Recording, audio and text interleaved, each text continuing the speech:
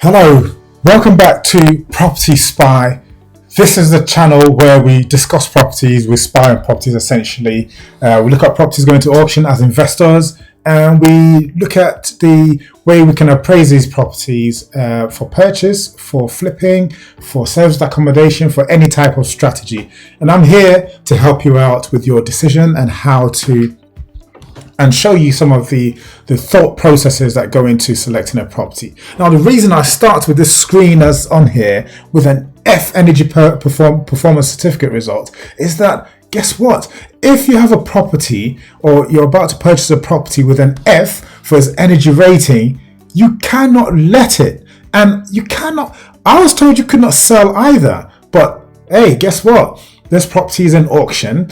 It's up for sale. Now, first things first, this property will not be purchased with a mortgage. So that reduces the number of people that will be able to purchase this, because most mortgage companies would say, I cannot sell it to you. I cannot provide a funding for you to purchase a property with an EPC rating of F. Now, it even says that in the EPC of this document that you may not be able to rent it. Okay, so what to do with this kind of property? Guess what? If you're in auction and you have the money, you have the funds, you have the investors, I think this is a wonderful opportunity. You go in there, you purchase it with funding. You may be able to purchase it with bridging. You do some work, you do some renovation, you bring it up. It tells us on here that you can get a C for this property. So this is brilliant.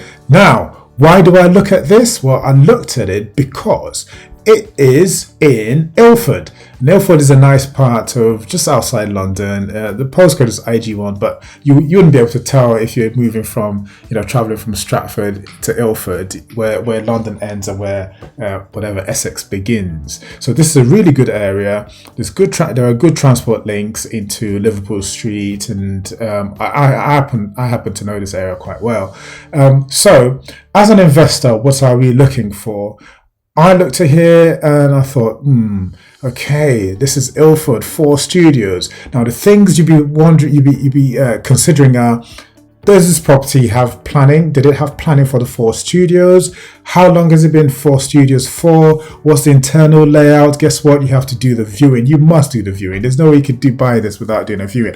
Unless you really know Ilford and you really know the area and you are sure that if you purchased it, the worst case scenario, if the roof is caving in and everything, you've left enough for you to be able to still make a profit if you're interested in making a profit. Now, it tells us that there are 4 studios. Now, we don't know if there are really 4 studios, but that's what it says in the description, and you have to take it at face value. Now, the garden doesn't look too bad.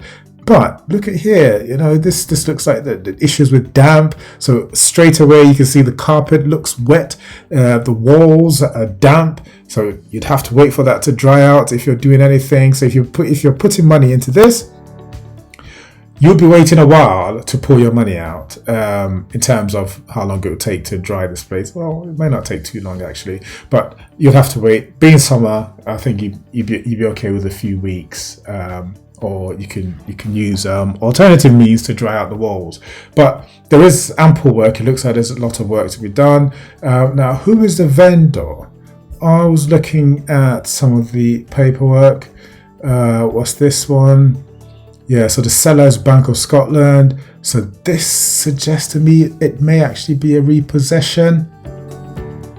And with repossessions, well, it's like any other purchase really, but if it's a bank selling, the timelines, the deadlines, they're all fixed, and you cannot, it's difficult to try and purchase this before the auction or try and do any deals beforehand. Some people are able to do that with certain properties, not this one. So the seller is Bank of Scotland.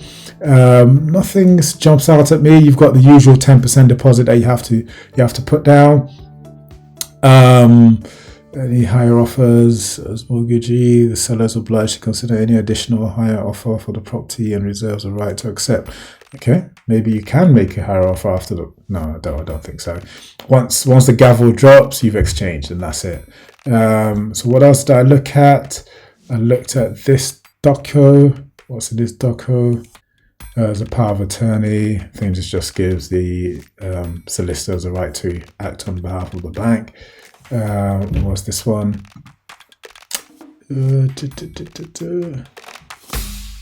Where to check with the selling agents as to the availability of keys. Okay, yeah, this is just normal. You may not ever get keys. You just sign and but make sure you do some viewings before you decide to purchase. That's a prudent thing to do. There's no point jumping into it and paying a huge price. Now at 500,000 though, 525,000, is it a deal or is it not a deal? The EPC that I looked at showed that it was the flat B, or whatever that one is, had a size of 32 square meters. This one's 28, top floor, mid floor flat. Okay, so that's 28. Okay, similar. Ooh, this one has a G. Gosh, I've never seen any so poor.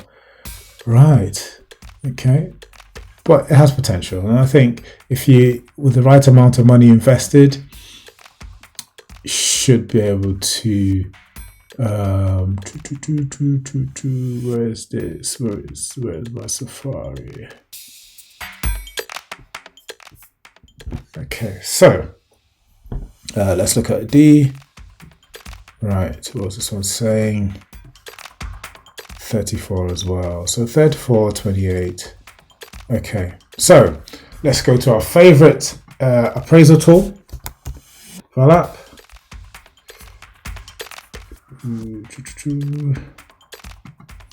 Login. Okay. Right, let's start stacking. All right, so let's add a new appraisal. So this tool would appraise this property for multiple strategies. I think IG13DE.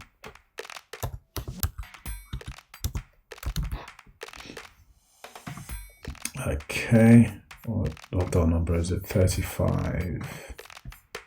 35. Well, you got all these different ones. Okay, let's just take A. Let's say auction. Property type is major refurb. 525. Let's go. So let's go to Megastack. Save. Okay, so it's found. Yeah, it's found the EPC for 35A. So this is looking at the EPCs in that postcode. So what are we doing here? Okay, none of these would work. So let's go. I'll pick one bedroom for that studio. And then floor area, I think I'll just do calculate because it's all split out. Let's do 35. So yeah, 32 times 4 times 1.15 147. 147.5. Then we'll send it off to go and do the appraisal. Let's see what it comes back with. What I'm interested in is to see if it finds enough information. Is it going to suggest that is it going to suggest that we do a different strategy? Now, with the color coding on here, it says you can't do a buy to let, or buy to let wouldn't work based on the offer amount I'd be able to provide. So 413, 525, this one, 281. That's for a conversion. It's assuming the conversion hasn't happened yet. So with that space, if you convert it to a HMO, saying you should still offer 232, 275. So these are in the twos, hence why the more buttons are red. It says you could do a flip. So the flip is with a minor refurbishment and sale afterwards. So we've got the more is amber because it's the purchase price is within a certain margin of this actual sale price. Okay, and it says you could do 3 units, as I say. Okay, let's go more for a flip. Right.